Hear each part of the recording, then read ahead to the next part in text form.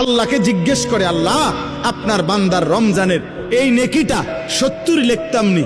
আল্লাহ বান্দার দিকে তাকাইয়া যখন দেখে গুনাহ থেকে মুক্ত, আল্লাহর জিকিরে তার জিহ্বা ভিজা, আল্লাহর মহব্বত তার কলিজার মধ্যে, সুন্নাত মোতাবেক তার জীবন, আল্লাহ তখন বলে না 70 না 700 লেখো, 700, 7,000 লেখো, 70,000 লেখো, 7 লক্ষ লেখো, 70 লক্ষ লেখো, 7 কোটি লেখো, 70 কোটি লেখো, 70,000 কোটি লেখো।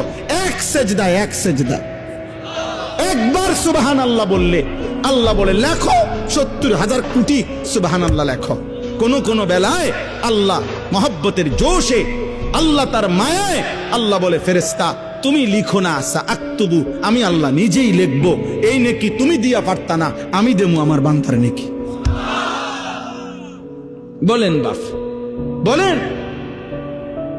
আহাজ মুসলমানের সন্তান, যদি তোমরা বুঝতা যে তোমাদের মালিক তোমাদের প্রতি কি পরিমাণ খেয়াল করেছে।